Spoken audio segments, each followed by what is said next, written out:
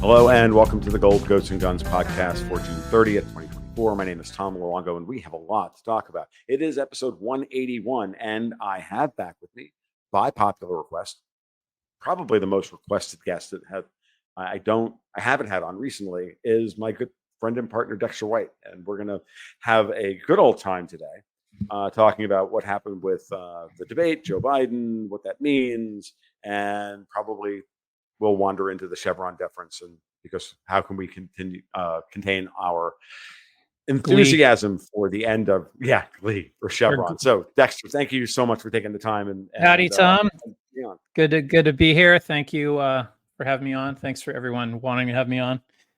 Masochist that you are. Oh yeah, no, and I'm not kidding when I say that. Like, people have asked me all the time, like, dude, like when the hell you get Dexter back on? I'm like, yeah, well, we were waiting for a week when nothing at all happened, so there was nothing to talk about, and right, everything is just tumbleweeds, and here we are. There's nothing. I don't know. Like, let's talk about paint peeling here. So with that said, that means that we can call this a podcast. So thank you all for joining. We're done. Thanks for coming, and see you next week. Yeah, don't forget to tip your waitress. What I'm going to say is this is, the week of the 4th of July, and I want to say thank you to our founders for giving us a government that can survive this, even this, we hope. Because, here we are. Obviously, for you listening in the future, years from now, going, what was happening that week? Well, we just had a presidential debate, and half the country who has known that our president is incapacitated and senile were like, yeah, well, that was exactly what I thought it was. And the other half, who live in an insulated bubble where they're lied to all the time, were like, holy shit, our president is senile. How did that happen? Well, I thought that was right-wing, bullshit. And they're all in a panic state, and they're decompensating, much like the president is. And, boy, they're upset. They're freaking out. And they really are. It's funny. It's funny. You and I were chatting about this Friday morning after the debate. I hadn't actually watched the debate because I can't bring myself to do it. Like, there's a certain point where it's too painful to watch the elder abuse, and even for a man who I despise as much as Joe Biden, to watch that happen in real time, knowing full well that in many ways you could make the argument that he was set up on this, and for whatever reason, by whom, that's what we're going to discuss today. It is really painful, but you're right. These people do live in an echo chamber, and the after party, pity party over at CNN apparently was quite delicious, I think is the word you used Thursday night. To be honest, the 1 hour following the debate on CNN was like nothing I have ever seen in American media. It was, I'm not going to lie, I was in the midst of a level of schadenfreude I thought might actually kill me. But it was, so it was like Van Jones, it was all the usual suspects. And it was, I guess the most strange thing about it was of utter clarity. It was, they dropped every pretense of their standard level of bullshit. And they were like, oh my God, this guy is as bad as we've been pretending he's not. And they can't even dress it up for prime time anymore. Right. At the State of the Union, he was quite good. And the reason that he was quite good is because he just had to read a speech. And, this isn't a political, like, I can criticize Biden's administration. I can criticize any Democrat. I can criticize any Republican too. But the reality is Biden likely has vascular dementia. He's had two brain surgeries in the past for an aneurysm and then post-operative complications for that same aneurysm in 1988. And, he obviously has issues with the vessels in his brain. He acts this way. I'm the senile ice cream man for 3 years. So none of this is like in any way a surprise, but they've employed selective editing. They've employed disinformation or malinformation, to use their terms, in order to insulate the the entire American populace from the reality of our president's condition, much like the press conspired with FDR to never show him in a wheelchair. But the main difference is, we don't need our president to walk. And that was just a matter of projecting strength during, obviously FDR was elected way before the war, but you needed, anyway, like I don't judge it the same way, but believe me, they're as coordinated, and it's obviously significant when there's a level of mental defect, and that's where we are, and what's interesting is how quickly they shifted into the can he run thing. Hey, wait, whoa! What about the 25th Amendment? Our president's incompetent, Right. and now everybody sees it. Like, when do we get President Harris? Let's quit fucking around here. Right. Put her in. Well, and anybody who doesn't like that, like, I got news for you. There is no other option. We have an incompetent president. It's time to remove him, and it's time to let the vice president be president. And that's just the mechanics of our system. Right. It's interesting you bring up FDR. Other than him being a freaking commie, there was no mental defect in his he was sharp. Right. I mean, there was no argument. He was in a wheelchair. It's fine. Right. That's fundamentally different. It was deceptive and everything else, but it did not diminish his abilities to perform the duties. Exactly. And so with Biden, it's completely different. So yes, this is the meat and potatoes that we wanted to get into today about what's going on with Biden, which is that the process now is to start mapping out the various factions within the Democratic Party, how they're going to react to this, and what it is, and what's the most likely set of game plans that are going to be presented to us. Because we see this morning that now the Biden family is hunkering down as to whether or not Joe was going to drop out of the race or not. Right. But that's, again, getting ahead of the curve. As you just pointed out, the 25th Amendment is very important here. And I was thinking about this myself and saying, look, as you and I have talked about for nearly a year now, and I've mentioned here and there publicly that Kamala Harris holds all the cards. She has the ability to go to the Republicans and say, we need to get rid of the president and cut a deal. Right. I mean, the key thing lays in the cabinet. She can technically, bring the cabinet together, and she can invoke the 25th Amendment as well. Right. I think that's okay. There's two we got to talk about. One is the entire political gamesmanship part of things, and the power dynamics in the party. And then there's the 25th Amendment. So let's, I am quite comfortable stating that I'm going to be real surprised if the 25th Amendment is invoked. The point is that it needs to be a real constant topic of conversation going forward, politically and realistically. But they are in the midst of reconfiguring their ticket, so they think. So let's talk about that first. We'll leave the 25th for the end. But I'm not sure I'm going to change much of my opinion about it, but it is what it is. You and I have talked privately and on this podcast many times about the sort of factions as we see it in the Democratic Party, and they're not necessarily the way everyone sees it. It's a little different. So let's review that. Sure. I look at the factions as Clinton, Obama, and California, and to break those down, the Clinton factions are people like Axelrod and all the people that came up with the Clintons during Bill's presidency, obviously, but also during the, thank God, failed attempt to put Hillary in the White House.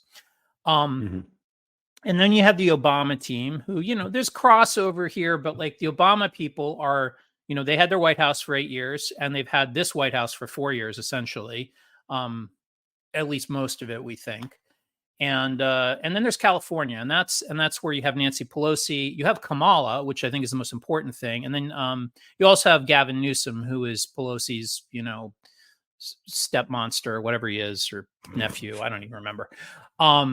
And California negotiated to get Kamala on the ticket. She's not on the ticket because anyone thinks she's black, right? She's not on the ticket because anyone was like, we need an Indian, half Jamaican, half black, whatever she is. No one even knows. She's just an idiot who can't talk.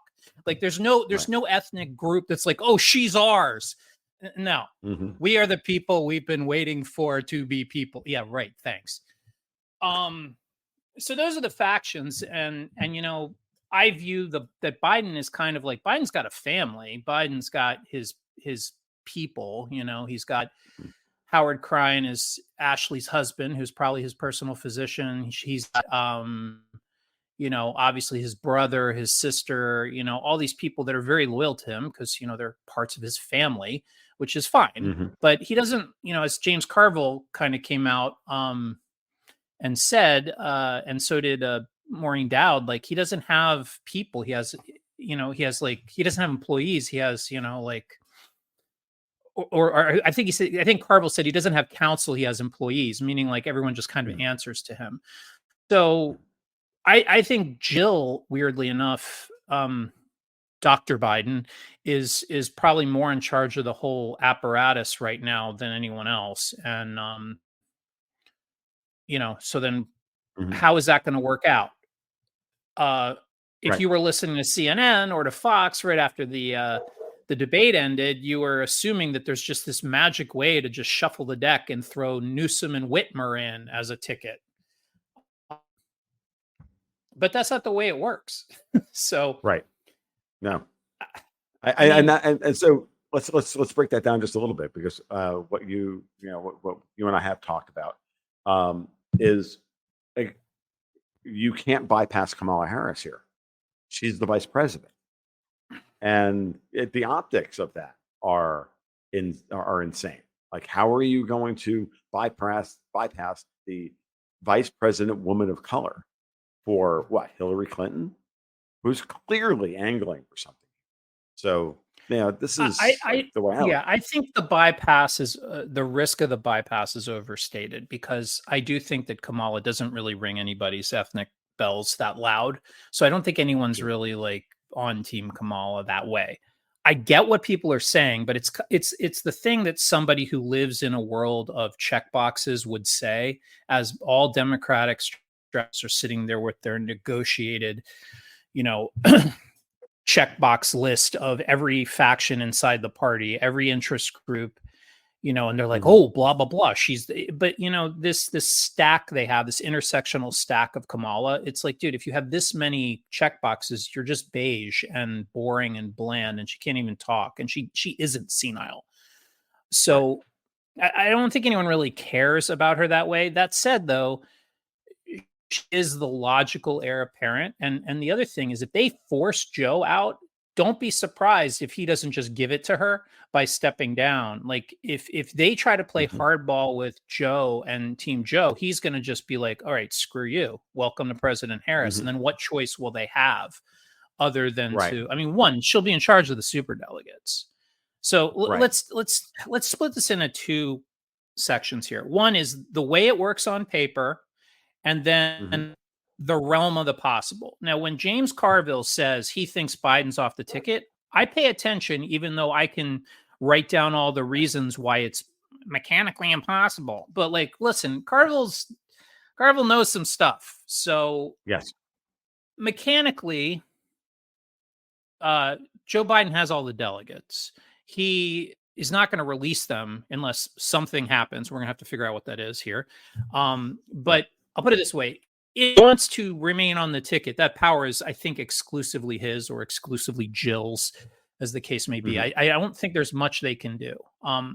The one thing I've thought about is, like, them pointing out to him that you said you weren't going to pardon Hunter, but guess what? Hunter's going to get a 30-year sentence. Now, I don't think he's even up for a 30-year sentence, but there's a lot more on that laptop, which is now admitted to exist and is admitted in court as not Russian propaganda. So, there's lots of stuff that James Biden has been accused of that allegedly, that I do not know is true, but I do know that some of them have, some felonies. And if that's the case, certainly people have accused Hunter allegedly of doing all sorts of stuff. So let's just, purely as a matter of speculation, say, well, what if they sideline Joe and go, look, you want to pardon him on this gun thing? You better be more worried about pardoning him on X, Y, Z. And we'll give you a deal, Joe. Like, if you step aside, you get to pardon your son for everything federal, the in existence and in possible future existence, blanket pardon on, November 6th or whatever, the day after the election, because you won't be on the ticket and no one's going to judge you for it.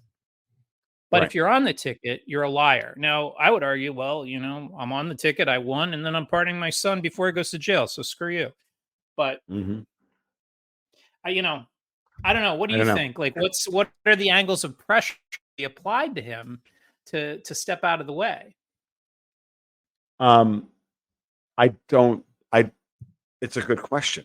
And maybe the Hunter Biden angle, I hadn't really thought about it from that perspective, to be honest with you.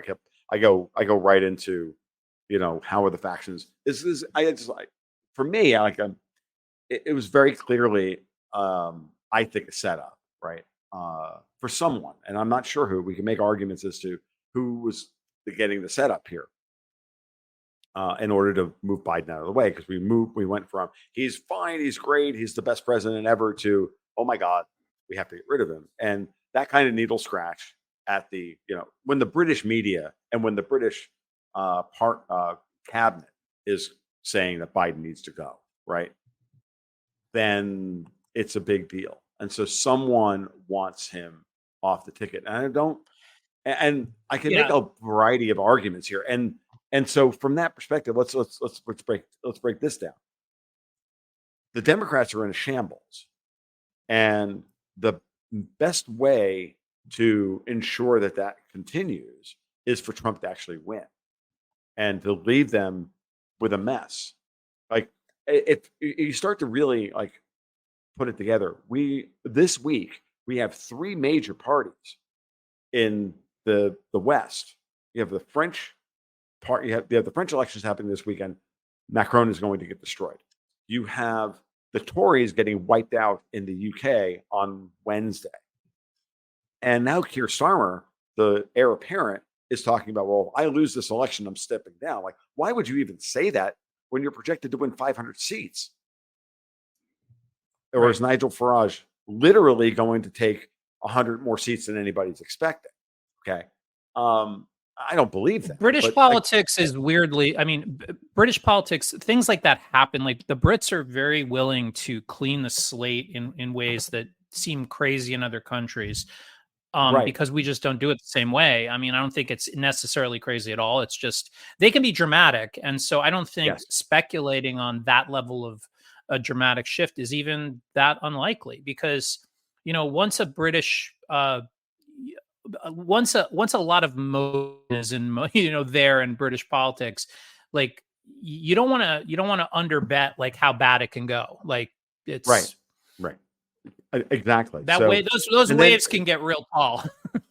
Right. Well, this is my point. And then you have the situation with the Democrats. And as I go through and I listen to you, you and I talk a lot behind the scenes, and I've been thinking about this a lot. Like, the possibility here that the three factions that exist within the Democratic Party can all cancel each other out and destroy the party.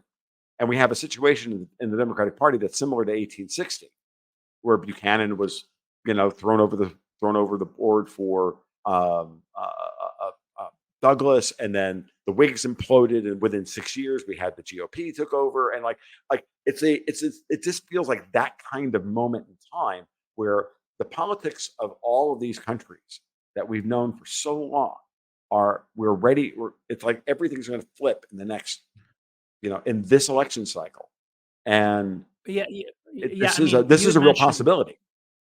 Yeah, no, you had mentioned this, that it would seem like a setup, and I would just slightly, what I would say is, they obviously had a script ready to go. The people at CNN all flipped on a dime in a way that doesn't lend with the theory of total surprise.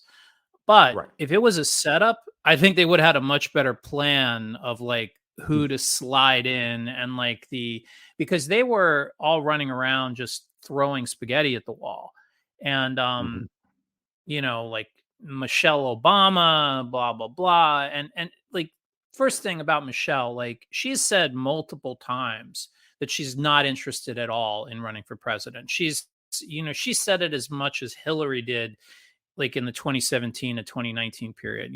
Hillary did not run in 2020. I know it's hard to believe that, because we all lost those couple of years anyway due to COVID. And I can't remember, if I frickin' filed my taxes at this point in those years. But Right. you know, like she really didn't run, and she meant what she said. And I think Michelle means what she says. I don't think she wants to be Mhm. president. I think she's already annoyed that her husband and her have to spend all this time in Washington shadow running this administration.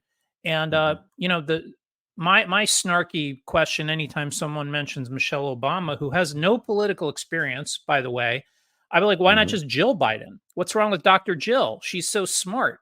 And you know, if the only Right. qualification is you were married to a politician who was president, you know, that was Hillary's, you know, whole thing. But then they realized that was too ridiculous, and they made her go like sit for the Senate seat and at least do something. And Right. then they were like, yeah, you're still not ready. You be Secretary of State, because you know they understood how much we hated her. Right. And Yep. then they ran her anyway, and look what happened. Mhm.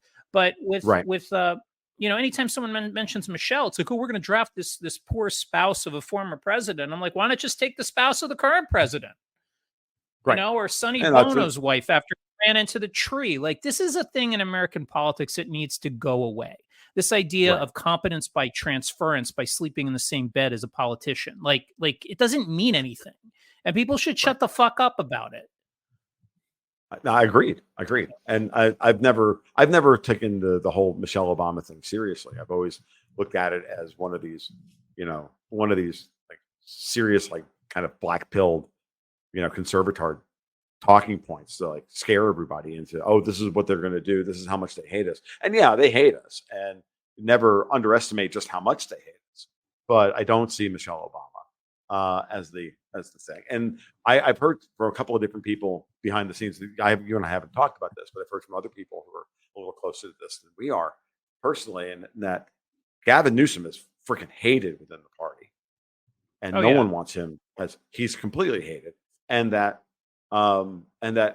Hillary is actually angling on this, but Kamala Harris likes the power too much and isn't willing to just step aside because Joe's decompensating. And if you really look at what's been going on for the last 2 or 3 months, has anybody seen Kamala Harris? So here's an interesting Well, thing I she thought came about. out that night of the debate and had a thing with Anderson Cooper, and she Did was, she? you know, yeah, yeah. I mean, she's not like Mm, missing, um, mhm. but she's as intellectually, you know, she has as much fortitude as she ever had. Fair enough. And so, but here's the thing. Here's one for you because we have the NATO summit coming up, the annual NATO summit coming up in July, and Right. they've paraded her. They've sent her to NATO now twice in the last couple of years to um, talk about how we're going to destroy the Russians and all this other rotten nonsense. And um, I'll be interested to see. I don't know if she's supposed to be speaking or not, and if she doesn't speak, if she doesn't go to NATO, she's angling for something. I think. You mean if she?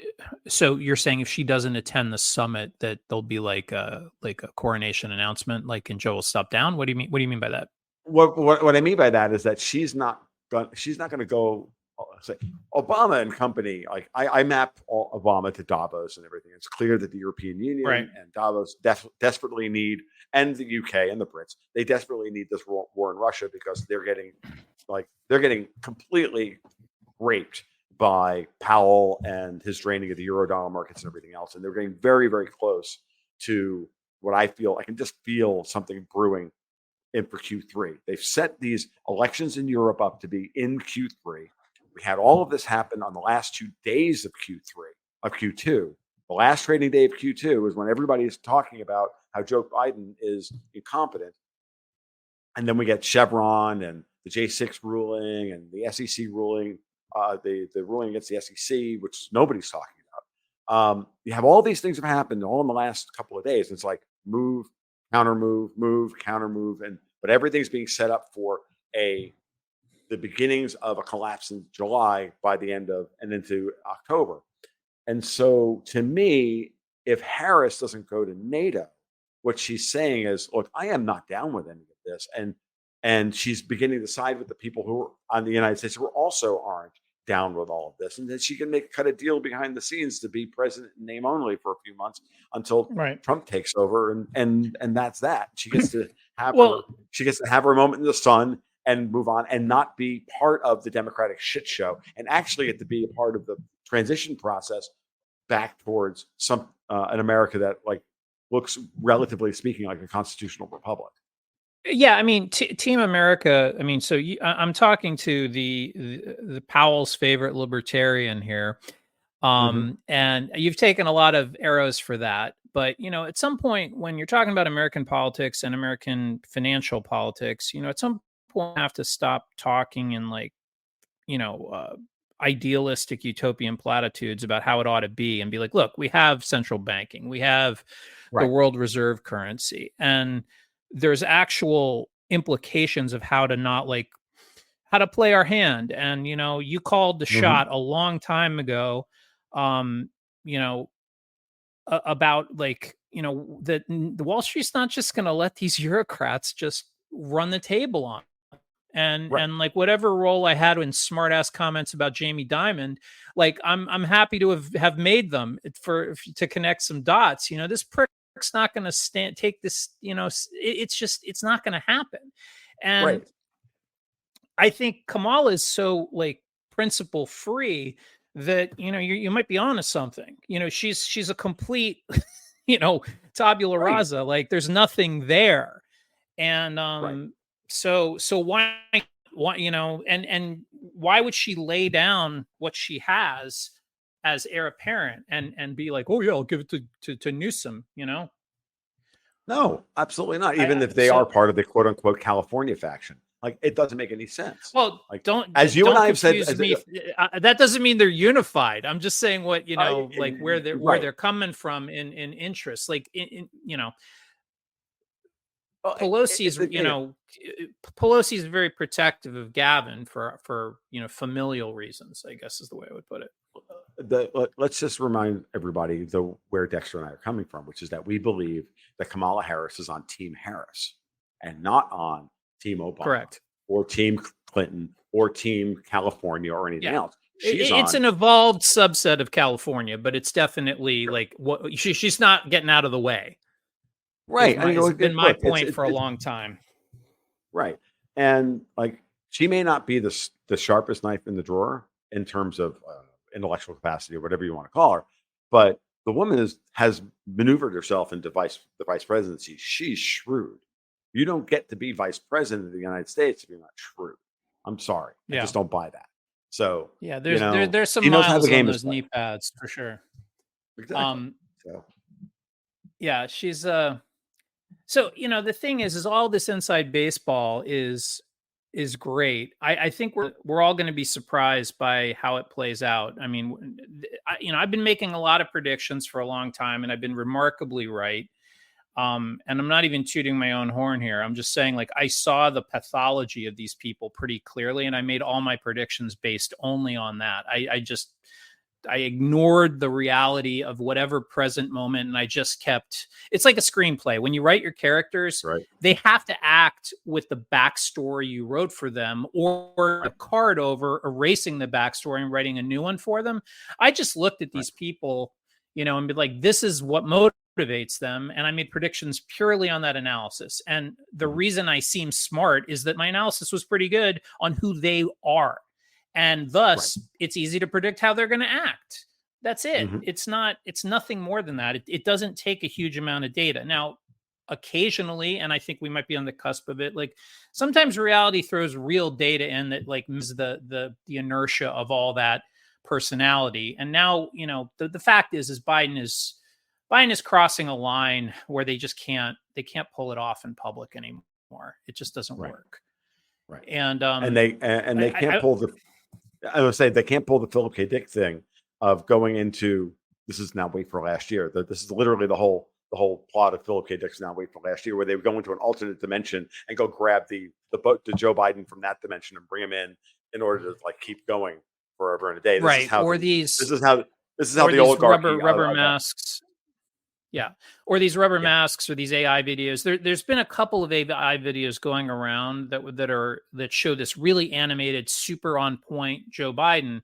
And everyone's like, look what they did. And I'm like, yeah, I'm looking at them. I'm looking for the source. And I'm like, dude, this is literally an AI video of Joe Biden that somebody produced to throw out there and then say that it was real. And you guys all took the bait and now you look crazy because it is actually an AI video of Joe Biden, and everyone knows it. So it's going to get really confusing going forward if you're not fully plugged into the bullshit du jour, because it's, I mean, look, AI has crossed that like, I mean, it's still somewhat detectable, but it's good enough in this, you know, ridiculously excessively fast culture we live in. It's going to fool most of the people long enough to cause to move the needle of opinion. And I do want to. That's dangerous. Yeah. Oh fuck yeah. I want to say something though about like the awakening, so to speak, of people on the left to what they saw the other night on the debate. Very important. I've thought this for a long time, and I think we live in a fractured society. I think we live in a society of bubbles, but I don't think they're equal bubbles of equal exclusion. The left is far more insulated than the right is. They're more encapsulated in their bubble, and that's why they're more in shock by what they saw in that debate. You know, they can't write this off as a cheap fake. You know, they're going to believe their lying eyes, so to speak. And they're all clamoring to be denied, you know, the horror of these contravened presentation of facts. You know, they require total insulation from cognitive dissonance, you know, and they're willing to pay for it. And this is like a psychotic break that's happening. And this is the real reason they oppose the First Amendment. They are stupid and they can't handle being challenged. You know, and this is not to say everyone on the right is a genius. No. Or even above average. We're not, you know, the right does not live in Lake Wobegon. But the right has to live in the real world. And that world dominated, not just by left-wing news, but by all the moments where you have to hold your tongue so you're not the one who's being political. Even while leftists, they have no such expectations put on them in normal society. We just let them do all this bullshit and we just keep our mouth shut. And that's got to stop. This is how we got here. They live in their bubble, their cordon sanitaire, if you will. And now they're asking, like many of them for the first time, legitimately, honestly, how is it exactly that Joe Biden is a doddering, senile idiot? That was supposed to be right-wing propaganda. And I'm like, Karen, what is going on? You know, and it's like, and that's the moment we're in. And, you know, we have to not let this moment flip and slide into, oh, well, who are we going to pick? No, you guys have been running this country, propping up an invalid for multiple years. You know, whether that's treason or not, I'll leave to the people who can understand the treason statute, which is notably weird in America, but it ain't right, whatever it is. We don't really have a president in full control of his faculties. Whatever that's called, someone's got to answer for it. And we need to rip the Band-Aid off of politeness and just being like, well, I don't want to piss her off or that. This is going to be a really bad dinner. No, let it be a bad dinner. They wanted to ruin Thanksgiving a couple years ago. They would every year tell people to yell at Bob for listening to Rush Limbaugh, blah, blah, blah. Well, you know, you can't ignore this forever. And these leftists, you know, they don't get to live in an intellectual suburb where they have no idea what's going on and then tell the rest of us that reality isn't real. The senile ice cream man is real. That's right. And that's going to do two things. You're absolutely correct. And we absolutely have to keep the pressure on this and say, look, this is unacceptable that you have pushed this situation to this point. And reality is that which, when you stop believing in it, doesn't go away. Like, Joe Biden is not capable of being president. And y'all have been, as you said, propping him up. And this has got to end. Now, that being said, that's the perfect segue into Chevron, because the way they're arguing about Chevron on Twitter right now, and you can see the bots coming out. They're coming after me about it. They're coming after everybody about it. Like, oh, we're getting rid of the experts aren't going to be able to, you know, we're all going to die from, you know, poisoned water and all they you. Like, this is tyranny. So all you did was all they did was unleash.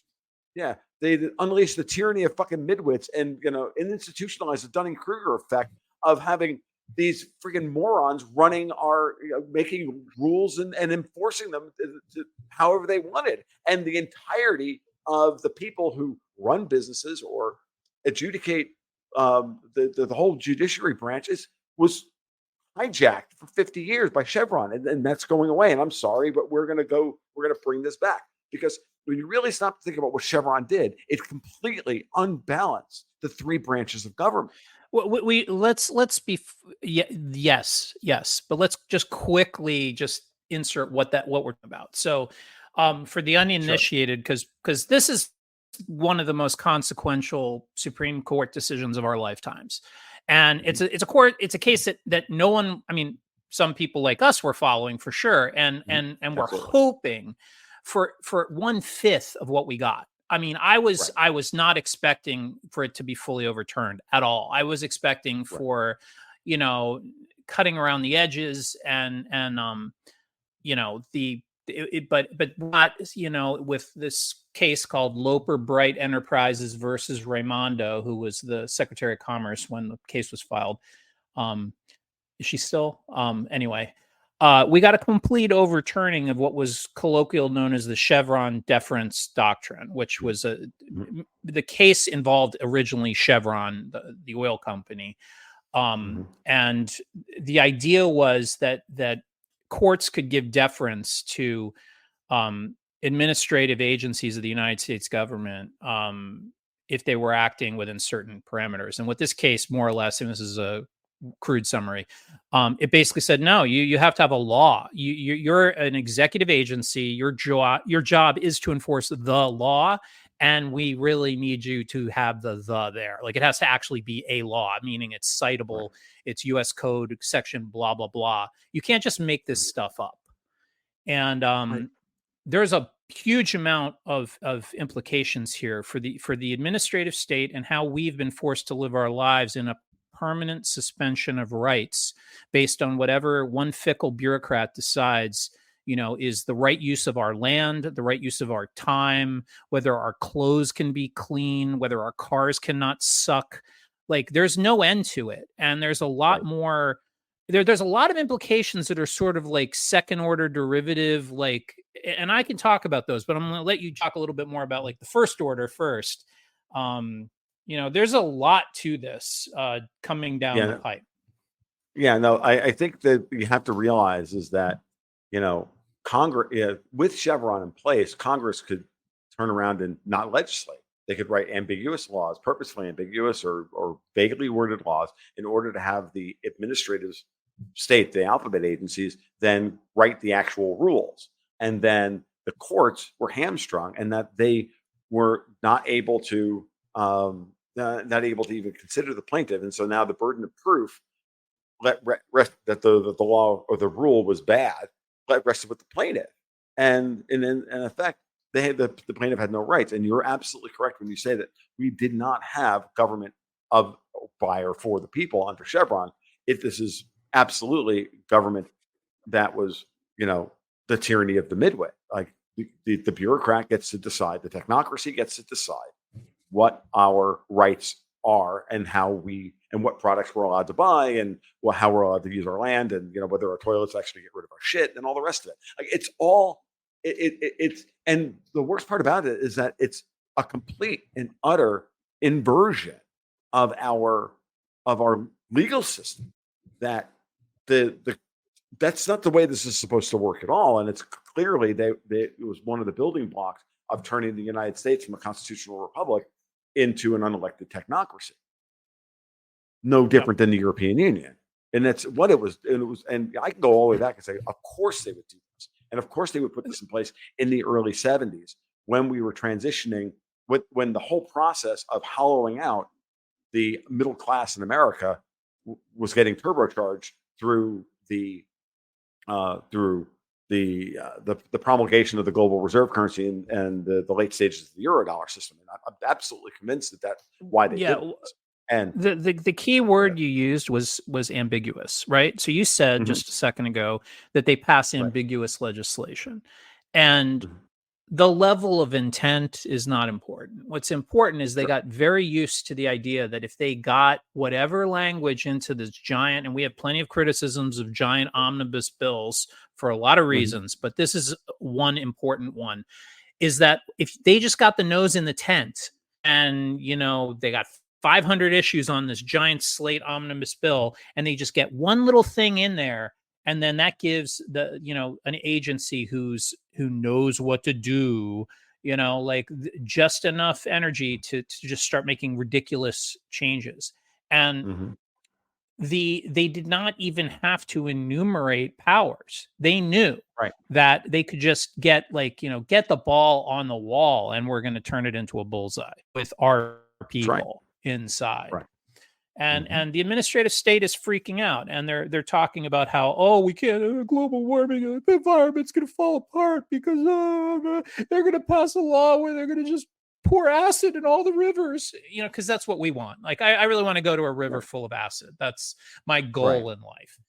This histrionic horseshit never ends. And, this is, all downstream of the Clean Air Act of 1977. Was decided in the 80s, like 83 or 84, I guess. And, it was in court for a while or whatever.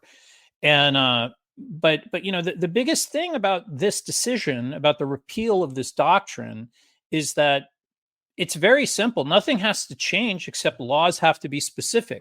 We just have to follow the Constitution. We just have to, have our representatives pass legislation that we sent them to Washington to pass. As long as it doesn't deprive us of our natural rights, then guess what? It's going to be fine. So all we have to do is do what we were always supposed to do, which is enumerate the law and then have the executive branch enforce it. There's no automatic toxification of the environment or, cutting off your third finger or making you wear a funny hat. Nothing has to happen except for people who have no right to change our society by some poorly researched propaganda bullshit. They don't get to do that anymore. And you either see that as a fundamental great moment or you don't. But, here's another thing, the second order effects I mentioned are even more interesting, because what stops today? Well, what stops today is overreach. There's a whole lot of stuff that doesn't stop. So overreach is going to come to an end. But I'm gonna tee you up for your favorite topic. Like, let's take cafe standards, right? Like, cafe standards are legislatively supported. Like, there's been a bunch of amendments to the Clean Air Act, and wherever it winds up in the U.S. Code, I don't know, but there are actual laws, right, that are enforceable laws on the books, the way they're supposed to be, that have to do with this. But there's a whole lot of interpretation of those laws that are really baseless, that are based on things like Chevron deference. That all stops. And the further thing that stops is that it's now not impossible for Congress to get together and be like, hey, we're going to strip out these laws. We're going to repeal these laws. And once whatever law I'm talking about is repealed, so too is all the attendant overreach, which means first order effect means total, the egregious overreach goes away. The second order is you want to talk about regulation, baby. You've never, since the 80s, we haven't had deregulation. And plenty of people think, blah, blah, blah, blah, blah. No. The deregulation that's coming is so much more impactful with the absence of Chevron deference than you can possibly imagine. Yeah, no, it absolutely is. And it's look, Tom will get his little shitty 3-in-the-tree diesel pickup truck.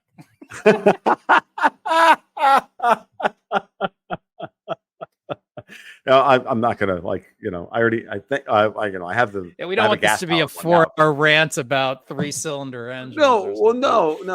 What's important is that they have destroyed the car market with this stuff. They have destroyed the light bulb market. They've destroyed the toilet market. They want to use it to destroy, that we can't have, gas stoves and heat our homes and water come out of our fucking shower heads and wash our clothes and all the rest of it. It's all designed to make us look. as far as I'm concerned, Chevron, yes, was designed to nudge us towards whatever it was that they wanted to nudge us towards. And what's important is that has to now, that finally gets to stop, because it was designed, I hate to say this, but it really was designed inflation, price inflation, because of constantly adding crap to the cars, be it safety regulations on cars, be it doesn't matter what it is. Like, for example, let's talk about diesel engines, right? Between CAFE on the one side and the EPA clean air rules on the other, they destroyed the use of any form of diesel, really any form of diesel engine, because they had to they forced the car makers to put all this Rube Goldberg stuff on emission reburning and all the rest of it on a diesel engine that took all the comparative advantages of diesel engines away, so that we couldn't have them for recreational residential use, consumer use. And like, you want to burn less oil, we and moving people around, we can do that. Nothing wrong with that. So look at what they did with Europe. And Europe, remember, go back to the yellow vests in France. First, the reason they got so freaking angry was because of another 25-cent tax per gallon of diesel fuel, or liter of diesel fuel. And the Europeans were like, look, you told us to go buy diesels because they were better for the environment. And then you told us, no, we can't even have diesels anymore. Now we have to have EVs. And we're going to fundamentally destroy the entire society and the way we actually move capital and form it. Like, it's very clear that this is all part of it's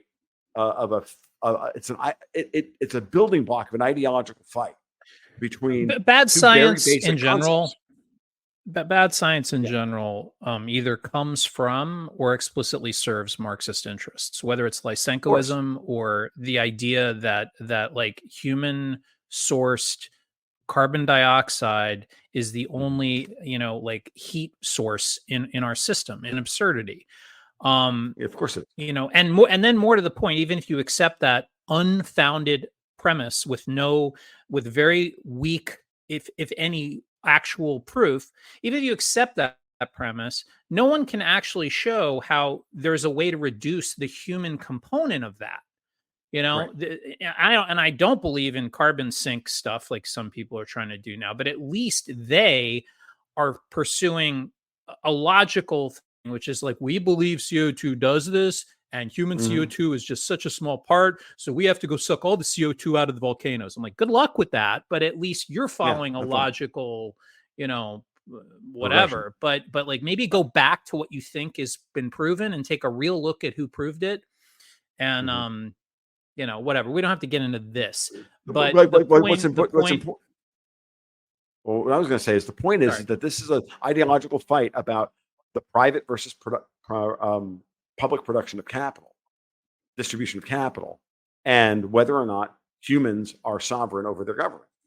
And Chevron hits both of these things, like, together, and it's part and parcel with everything I've been talking about with the Fed and interest rates and everything else. And so it's all the same thing.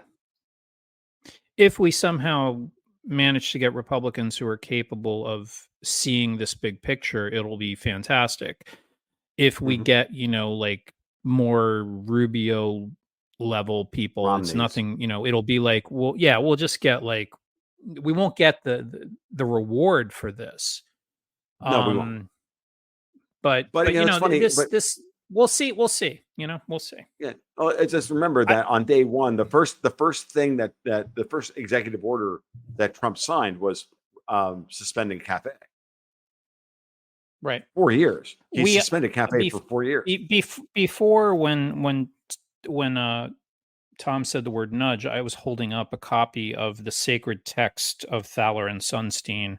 This is the most holy book in American leftist nonsense. It's called Nudge: Improving Decisions About Health, Wealth, and Happiness. And in this tome, for the good of eternal mankind, they have recorded the dogma that they most believe, in the universe. And that's basically that everyone's a fucking idiot except them. And they need to deny people their choice and just, make everything mandatory. Now, I'm not arguing that everybody's smart. I'm just saying, look, we have a representative republic, and I know that's really controversial to say these days because we're a democracy. We're not a democracy. We were wise enough. Our founders were wise enough to not make us a democracy. And, you know, people have the right to elect idiots, and those idiots have the right to go through the extremely hard process of whipping votes and passing stupid laws, and then the stupid executive branch can enforce those laws. And over time, statistically, we will wind up in a world that's better than a world where so-called self-appointed experts command us to do their select level of dumb. And the left doesn't like that. And that's okay. But going forward, they have one less tool in their toolbox to nudge us with. And that's just the way it's going to be. And they took an L on this one, and I'm happy about it for sure. I'm ecstatic about it. I this is one of the areas when I go back and I think about Trump, right? I think about, you know, the first season of the Trump show. And I know you and I are not, you're less, you know, enthusiastic, if I remember correctly, about the Trump restoration than I am. And I'm not particularly enthusiastic about it. But I do believe that Trump understands some of these basic concepts. Otherwise, he wouldn't have suspended Cafe for 4 years, is one of the first things he did when he was in office. Oh, don't think I'm not enthusiastic about it. I want these people to suffer. And I want to watch them suffer. I mean, I just, you know, it's... What I mean, okay, fine, fair. You and I are enthusiastic about season 2 of the Trump show for different reasons. Okay. Yeah. Or different priority set of reasons. Because I do believe that they have unleashed a level of anger and frustration now with the Biden thing and the removal of Chevron. And I don't think they're going to be able to. I really, maybe this is just me being, you know, rose-colored glasses and all the rest of it. They're not going to be able to steal this election in the way they did in 2020. Trump is going to come back into power with much better coattails than he had the last time. I mean, he never really had a majority in the Senate. And because of that, and with his experience of what he went through the first time, I think that, and with the clear, obvious maturation of the banking classes, the U.S. banking classes war against the euro system, the eurodollar system, we're at a moment in time where all those things kind of come together, and we could have the beginnings of a big turn in American history, such that we avoid the worst of what the fate that they had planned for us up on the Gantt chart up at Globalist Central, which I do fucking believe exists. I know you and I don't necessarily see eye to eye about this. I think these people. I just disagree where the room is, Tom. We just have a star chamber disagreement here. It's not the. That's fine. Anyway, I'll just say what's on the whiteboard in the Robert McNamara conference room. You and I agree. We just don't agree where the building is. Fair enough. All right, that's fine. There may be, and there may be multiple buildings where this thing is being simulcast. Indeed, and how much we believe where the buildings are just needs to be like. You and I may have different levels of requirements on oh yes, it's whatever. That's not important. What's important is that we're all fighting the same system. We've all perceived how that system works. And they can't just call stuff cheap fakes and be and get away with it anymore. Look, this stupid red pill, blue pill metaphor from the Matrix is cute and it's often useful, but the negation of bullshit is what's going to cause their power structure to fall, not necessarily the presence of some great savior. I want Trump to win because I know Trump will drive them fucking insane and they will literally lose their minds. And I'm a petty person about this and I want to watch and I'm going to make popcorn. That's it. It's not a high-minded take. I'm sorry. No, it's fine. No, To be honest with you, you don't have to have that. He will be doing that in service of tearing down their bullshit. Maybe unlike you, I'm not going to speak for you, but like, I'm not expecting anything else. I'm not expecting him to do something monumental and important and principled. Like, I expect none of that. Like, I want them to be disempowered so that years down the road, I can live in a country where people can just, like have a barbecue and stuff and talk to their dopey neighbor who votes differently than them without it being a big deal. And we can act like fucking adults again. Like, that's what I want. And part of that involves like pulling the left into fucking reality where they don't get to hide and be like, it's all malinformation because you noticed he was crazy and senile 4 years ago. It's like, well, how did we do that? It's because we don't watch curated channels where you're like literally hidden. The facts are hidden from you. And then you get uppity with us about it. And you're like, Russia made you say that. And I'm like, no, I know what a senile person looks like. That's what made me say that in 2019. Fuck. Right. No, and I'll be honest with you. I don't expect much more from Trump. I think he's going to be allowed to manage the restoration and take credit for it. But I don't think he's actually going to be in charge of it. That is what I think is going on. I think the very people, and it comes down to that very basic thing. Do you believe in or do you not believe in the private formation of capital and the relative, even just some amount of sovereignty of the individual? And if you believe in those things at all, then you have to believe that the U.S. banking class wants to make money off of that. It's not that hard. Come on. The bigger problem, and they know that they can make more money. Capital's measured measured in dollars, and they're working really hard to destroy any ability to measure value by just we're in a serious economic situation that's beyond the scope of this particular episode of the podcast. Absolutely. But I worry a lot about. Even if we win this battle and, even if it's kind of like, he sits there and preens a couple days of the week, but we get some decent, we get a better federal bench. I'm not talking about the Supreme Court. I'm just talking about better, just we keep, especially, post-Chevron, like there's a lot of opportunities for very interesting after effects there. And we just get some decent legislation passed and maybe some permanent tax changes that aren't going to expire every 8 years or whatever they are. And,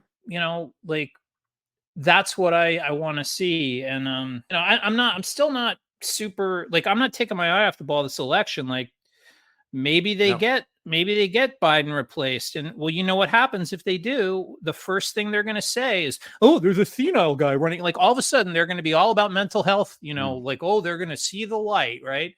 And, Trump forgot something because he'd been barnstorming for 4 days and they'd be like, he needs a mental health exam. Right. And they're going to look at us with no sense of shame and actually try to, blah, blah, blah. You have a senile candidate. And it's like, are you fucking kidding me? They're already doing it. Fucking Pelosi's out on the Sunday talk show circuit, literally with that talking point coming out of her mouth as you and I record this. Yeah. Martinis make people say funny things at 4 p.m, or in her case, 11 a.m. 11 a.m. No, seriously. So if you go back and you really think about the season 1 of the Trump show, this is what we got. That was consequential. We got Sofer and we got some good replacements on the federal bench, which put us in a position to allow cases like Loper to run through the courts so that the Supreme Court could finally end Chevron. Like this is downstream of what they got done then. And that's prima facie. This is all prima facie evidence that there was always a counter-revolutionary force in the United States that had been completely checkmated up until the day Donald Trump was elected. That's what I think has happened behind the scenes. And we're just, and we, for 4 years we got distracted by all the hope, right, on our end. And when we go back and review everything, I think that that's a fair assessment of his presidency. And those two things were consequential. That's good enough. Look, Look, I've always been on the team good enough when it comes to Trump. Like, it's good enough. Like, Me I don't too. care. Like, it's done. Right. So Mhm. what we need to do collectively is not lose the moment we're in, which is there's been an awakening, right? Like a whole bunch of people who thought we were all cranks, and let's face it, we're cranks, but like who thought we were wrong cranks. Um, like they're sitting here in a moment of complete mental breakdown. Like they saw Yes. that the president is senile and they don't know what to think about it. And now is Mhm. the time to kind of just gently, for those think are reachable, to say, look, man, like you don't have to vote for Trump. You don't have to think that my political ideas are right. You can argue against them. I can give you some points. Like I'll tell you the points, like the counterpoints. I did high school debate. I can do this. But like Right. you got to stop believing that the media is anything but a completely captured political organ. It is not a news gathering information source. Like it Mhm. isn't. They lie to you. And you can vote for Biden, you can vote for, I don't care. But you need to understand that everyone you've been judging, we see the entire spectrum of the world and you see this much because you've been told that we're all crazy. And that's not to say there aren't people Mhm. on the right that are crazy, that aren't crazy. There are. And there are plenty of people on the left that are crazy too. But Mhm. you can't just get out of like arguing by accusing everyone of being crazy, except Biden, of Mhm. course, because he's senile. Um, Right. like you have to actually prove your points. You have to like, do the thing. And you guys have Right. been like sitting there in the luxury of like living in this like white picket fence yard where none of the bad people get in. It's like you got to open your eyes. And if you still vote Democrat, that's fine. I'd much rather live in a world though where they stop believing that this media gets to tell them who not to believe. Listen to what I say. Tell me I'm full of shit. Don't believe me because you have a reason, not Right. because some fucking idiot like Chris Cuomo like tells you to like not believe a whole class of people. Like Right. it's gotta stop. And if you're wondering It- why the president is senile and you're just now figuring it out, like you got to go explain to these people. We all have to do this to whatever leftists we still communicate with at this point, Mhm. because the country, like I said, is completely fracturing. But we all have relatives, we all have old friends who we still like avoid talking politics with, and be gentle, but let this moment pass. That's right. No, exactly. That's exactly right. If you want to, to summarize what you just said, is like, look, I don't have a problem if you decide honestly after reviewing the situation for what it is to vote Democrat or to vote for Joe Biden or whomever replaces him or whatever. That's fine. But don't do so because you reflexively hate Donald Trump or you reflexively hate this or you reflexively don't like that. And it's as a coping mechanism for refusing to let go of your worldview. Look, I understand the Kubler-Ross 5 stages of grief, and they're going through it right now. I have to be very careful how we move through them with them. And I was honestly, Dexter, this is exactly what you and I talked about the day after Trump was elected. We said the same thing. We have to be. I'm thinking about this right now, Right. right? And I'm going back to 2016, and I'm thinking, yes. And I remember writing. Well, you said it. I I was remember busy putting together triptychs of crying people and being a dick. So okay, well, I was writing my that's up to editorial for. you, Mr. Okay, Sensitive.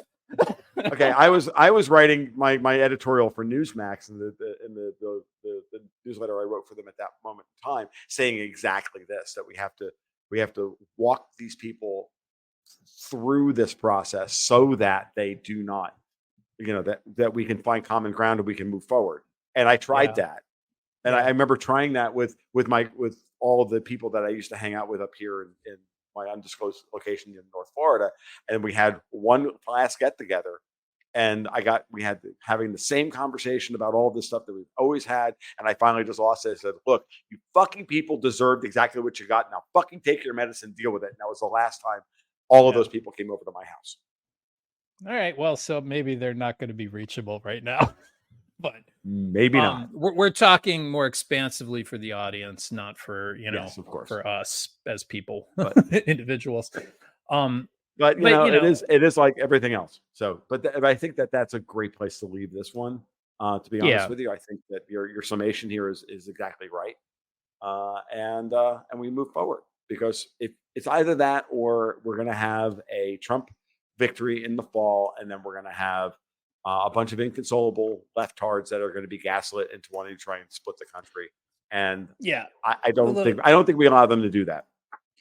Beyond the scope of this podcast or any podcast, we need to grow together as a nation again, and that's unfortunately just going to have to wait till after the election. And if Trump doesn't win, then they're not going to be the people to try to start that process. If Trump does win, we can be those people.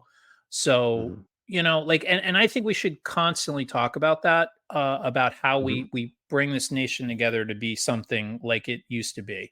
Because it's important. It's important to believe, and again, like closing is maybe the 4th of July this week. Like, try to remember what that felt like as a kid, like what that meant to us. Like, I was a little kid during the bicentennial. I didn't really like fully get it. But I remember it, and I remember a lot of moments in my life where, people didn't mock like the idea of flying the flag. Like we had a national, we had an ethos. And we're losing that ethos, but we haven't lost it yet. We can get it back. We can, part of being grown-ups is bringing these completely lost people on the left who spend their entire day just bathing in anger at imaginary, enemies. Like, they have to be brought back into like the American family and the human race, because they're gonna be lost. And like, that's, like I said, it's going to have to wait till after the election, because it's going to be a lot of work. Yeah, it is. It will be a lot of work. So thank you. I think that's a great way to leave it. And we'll go from there. So Dexter, as always, thank you for your time, attention, insight, everything else. And all my pleasure. And as always, thank you to the audience and to our subscribers for letting us keep doing this nonsense instead of having a real job. Or in addition of real jobs that we couldn't afford to eat with, but either way. You go. All right. and with that, folks, we're out. So you take care. We'll talk soon. Cheers. Well, that'll about wrap it up for episode 181 of the Gold, Goats, and Guns podcast. I want to thank Dexter for giving me the time. It's been a real tough couple of months for us. So getting in to talk about Biden and Chevron, and on a good day for America, the world, people, whatever, is a good thing in my mind. And it was very energizing for us to finally do one of those live. So with that said, as always, you can follow my work over at my blog over at tomluongo.me or goldgoatsandguns.com. You can follow me on Twitter at TFL1728.